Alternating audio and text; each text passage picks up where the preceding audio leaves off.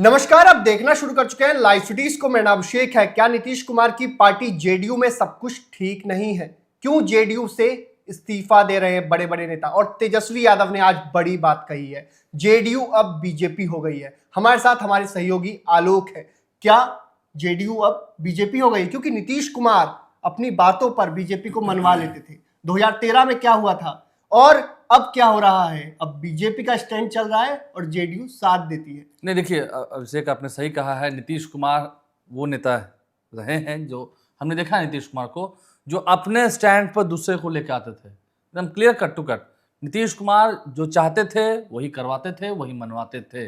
नहीं होता था तो नहीं होता था। आपने 2013 की बात कही, सही बात है। 2013 में क्या हुआ था? जून के महीने में 2013 में जेडीयू बीजेपी का अलायंस टूटा था। हालांकि उस वक्त जेडीयू को 115 विधायक थे, निर्दलीय मिलाकर उनकी सरकार अकेले बन गई थी। बाद में महागठबंधन के साथ नीतीश कुमार गए।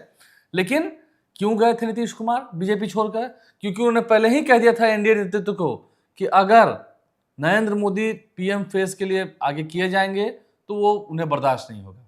समर्थन वापस नरेंद्र मोदी को प्राइम मिनिस्टर कैंडिडेट के लिए अनाउंस हुआ वहां बीजेपी में, और बस उसके बाद नीतीश कुमार ने यहां गठबंधन तोड़ दिया। तो नीतीश कुमार अपने काम पर, मतलब अपने कमिटमेंट पर समझौता नहीं करते थे। नीतीश कुमार की छवि रही है, सेकुलर छवि रही है। वो टीका भी लगाते हैं, वो टोपी भी पहनते हैं। हिंदू के भी हैं, मुसलमान के भी हैं, सिख के भी हैं, ईसाई के भी हैं, सबके हैं। वो कहते भी हैं उन्होंने काम किया तो किसी एक के लिए थोड़ी किया, सबके लिए काम किया है, सभी जाति वर्ग धर्मों के लिए काम किया है। लेकिन वक्फ संशोधन बिल पर देखिए, एक तरफ जहां पूरे देश में जो मुस्लिम संगठनें हैं, मुस्लिम समाज के लोग हैं, वो देख रहे हैं। ऐसा थोड़ी है कि कोई आपका सड़क पर जाकर विरोध कर देगा। प्रेम से भी लोग कह रहे हैं, आपको इशारे में समझा भी रहे थे। लेकिन जेडीयू पार्टी ने क्या किया?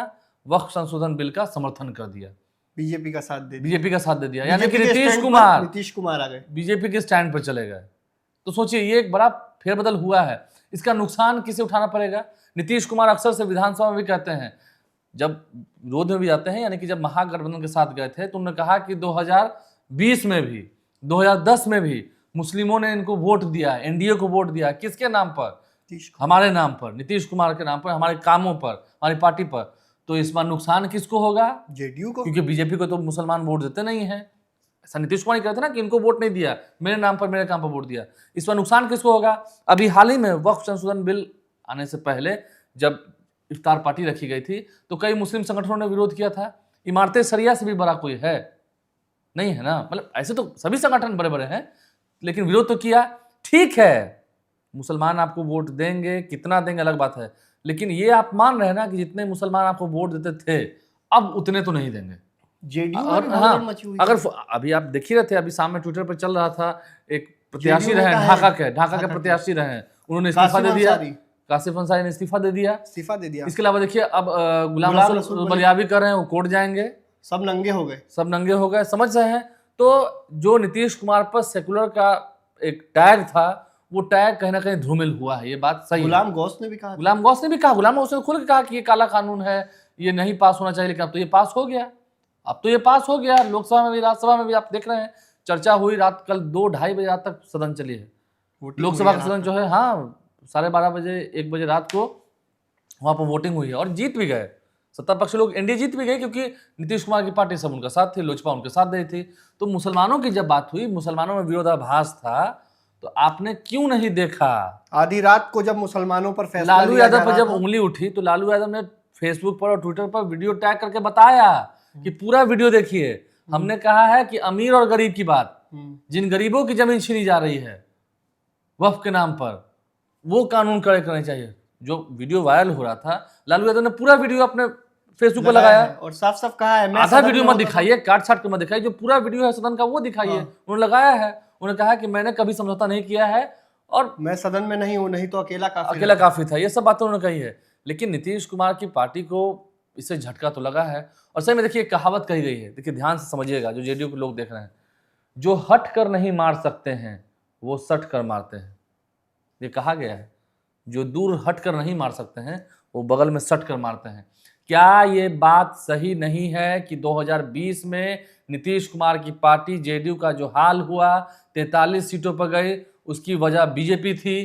क्या ये बात सही नहीं है कि बीजेपी के चाल चलन और ढंग को देखते हुए नीतीश कुमार वापस लौटकर महागठबंधन में गए। क्या ये बात सही नहीं है? ठीक है, वापस आ गए, ये उनकी इच्छा, उनकी पार्टी की इच्छा है, ये सही बात है। उन्हें प्राइम मिनिस्टर का फेस नहीं बनाया गया, नहीं बनाया जा रहा था इंडिया की ओर, वापस लौट के आ गए। ऐसे थोड़ी है कि सभी पार्टियां चाल चलती है। आरजेडी और कांग्रेस पार्टी अपनी चाल चल रही है तो बीजेपी पार्टी भी सत्ता में है, वो भी अपनी चाल चल रही है, वो अपनी चाल में, अपनी रणनीति में सफल हुई। अमित शाह ने एक चैनल पर कहा कि पार्लियामेंट्री बोर्ड की बैठक में तय होगा सीएम का फेस। क्या ये बात सही नहीं है? हाँ, उन्होंने गोपालगंज में कहा कि नीतीश कुमार के नेतृत्व में चुनाव होगा, लेकिन क्या सच में जेडीयू के लोग अपने आप से पूछें, समझें, क्या नीतीश कुमार को ही मुख्यमंत्री बनाएगी बीजेपी? बीजेपी सच में क्या आपकी बहुत गहरी दोस्त हो गई है? तो ये सब बातें हैं। आप बीजेपी के स्टैंड पर चले गए हैं। बीजेपी जो चाह रही है, तो इस पर आज कहा ना कि जेडीयू अब बीजेपी हो गई है, जो बीजेपी चाह रही है वो करवा रही है। और ये वक्फ संशोधन बिल में, जो वक्फ अमेंडमेंट बिल था, उसमें दिख गया, दिखाई दिखा, इसमें ठीक है। केंद्रीय मंत्री हैं ललन सिंह, उन्होंने दमदार भाषण दिया, काफी बातें कही, कहा कि पारदर्शिता लाई गई है, लेकिन वक्फ संशोधन पर जो बीजेपी का एजेंडा था उसके ऊपर जेडीयू को जाना पड़ा। सही बात है। अभी देखिए, अभी पटना में देखिए ना, पटना में एक बड़ा कार्यक्रम हो रहा है, भीम संवाद हो रहा है। जहां तक मैं देख पा रहा हूं, पटना की सड़कों पर कई पोस्टर्स भी लगे हैं। अशोक चौधरी जो कि बिहार सरकार के मंत्री हैं, ग्रामीण कार्य विभाग के मंत्री हैं, उनकी अध्यक्षता में एक कार्यक्रम होना है पटना के बापू सभागार में। उमेश कुशवाहा जो कि प्रदेश अध्यक्ष है पार्टी के, उन्होंने भी इसका ऐलान किया था कुछ दिन पहले ही। तो 13 दिसंबर को, माफ कीजिएगा, 13 अप्रैल को पूर्व संध्या पर, अम्बेडकर, बाबा साहब भीमराव अम्बेडकर की जयंती के पूर्व संध्या पर पटना के बापू सभागार में कार्यक्रम होना है। दलितों का बड़ा हुजूम होगा, महाजुटान होगा, ये बात सही है। जेडीयू की बड़ी तैयारी होगी। एक तरफ जहां जेडीयू बड़ी तैयारी में लगी हुई है, वहीं ऐसे फैसलों से, और क्या सच में तेजस्वी यादव की बातों को बल नहीं मिलेगा? क्योंकि अभी आपने वो करके दिखाया है, जो बीजेपी चाहती थी आपने उसको साथ दिया, ठीक है, अलायंस पार्टनर ने आपने साथ दिया, लेकिन क्या आपकी छवि रही थी सेक्युलर की? क्या नहीं, कहते हैं कि अगर 100 में से 10 लोग विरोध कर रहे हैं तो अलग बात है, 100 में से 40% लोग, 40% लोग विरोध कर रहे हैं 100% में से, तो कुछ ना कुछ तो बात होगी। 232 वोट सीए एनआरसी पर कैसे जेडीयू का स्टैंड अलग था, बॉयकआउट किया था उस समय उन्होंने, 370 पर कैसा स्टैंड था, और इस बार तो एकदम सीना ठोक कर साथ दे दिया कि हाँ साथ हैं आपके। सीना ठोक कर साथ देना भारी पड़ेगा, भारी पड़ेगा ही पड़ेगा। आने वाले समय में देखिए, अब तो समय आ गया है चुनाव का, बीजेपी का तो समय हो गया, तो जो है 24 में प्रधानमंत्री बना था, नरेंद्र मोदी प्रधानमंत्री हो भी गए, उनका चुनाव 29 में है। आप अपना चुनाव देखिए ना। और फिर मैं कह रहा हूं, जो हट कर नहीं मार सकते हैं वो सट कर मारते हैं। दूर वालों से उतना खतरा नहीं होता है जितना पास वालों से होता है। और बीजेपी क्या है, बीजेपी का तो ठीक है, वो तो लार्जेस्ट पार्टी अभी भी बिहार में है, बीजेपी का अपना संगठन है, अपना प्रभाव है, वो तो अपना सीट ले ही आएगी। दिक्कत किसको होगी? वोट बैंक में किसके सेंधमारी हो रही है? याद रखा जाएगा मुसलमानों पर जब फैसला लिया जा हर हिसाब रात को, और वो ये कोई बीते साल की बात नहीं है कि वो साल दूसरा था, ये साल दूसरा है, इसी साल में हुआ है, अप्रैल में हुआ है। कई सीटों पर जेडीयू को नुकसान होगा। कुशेश्वर स्थान हम ये नहीं करें, सही सीटों पर नुकसान हो, कितना नुकसान होगा, कितना फायदा होगा तो चुनाव को देखा जाएगा, लेकिन हाँ जेडीयू को नुकसान तो होगा। अब संख्यक समुदाय के लोग उनसे छिटकेंगे, ये बात भी सही है। इस्तीफा दे रहे हैं, इस्तीफा ठीक है। आपने कहा कि बड़े नेता नहीं, लेकिन हाँ जेडीयू कैसे है, कोई भी पार्टी संगठन अपने कार्यकर्ताओं की बदौलत, अपने नेताओं की बदौलत है, जो बूथ लेवल पर, मंडल लेवल पर काम करते हैं, वो सब बदौलत है। अब वैसे वैसे लोग भी आपसे छिटक के जा रहे हैं, तो मैसेज क्या जाएगा? मैसेज जाएगा ही जाएगा। और क्या सच में जेडीयू के सभी जितने नेता हैं वो खुश हैं? अब संख्यक नेता सब उदास हैं, चेहरा उतरा हुआ है, तो बात तो है। तो नीतीश कुमार को कहीं ना कहीं ये जो पूरा प्रकरण है ये काफी भारी पड़ेगा। तेजस्वी यादव, देखिए तेजस्वी यादव कितना अचीव करेंगे कितना नहीं वो अब नहीं कर रहे। राजनीति क्या है?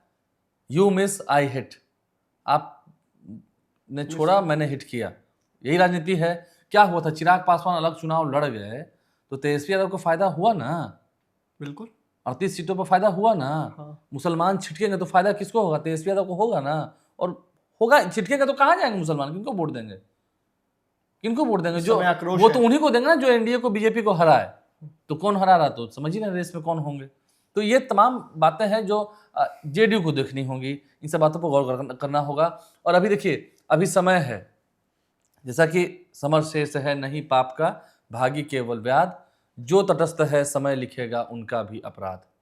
जो खड़ा है, अडिग है, समय उनका भी अपराध लिख रहा है आने वाले समय में। और नीतीश कुमार के व्यवहार में बदलाव को लेकर तमाम बातें हैं। देखिए, अब तो कांग्रेस के लोग और आरजेडी के लोग कहने भी लगे हैं कि नीतीश कुमार के साथ धोखा होगा, छल होगा।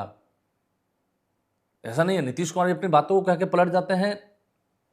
मैं कमिटमेंट की बात नहीं कर रहा हूँ। अब हम आ गए हैं, अब हम यहीं रहेंगे, फिर अब कह रहे हैं 2 बार गलती हुई उधर नहीं जाएंगे, तो खैर अब तो बातों का कोई महत्व नहीं रहा है। ये कह सके बातों पर कितना वजन है ये कह नहीं सकते हैं, कब किन की बातों का क्या है वो अलग बात है। राजनीति में तेजस्वी यादव भी पहले कहते रहे थे कि नो एंट्री का बोर्ड है, फिर एंट्री हो गई, तो अलग बात है। लेकिन हाँ, दिक्कत तो होगी और दिक्कत बहुत भारी होनी है।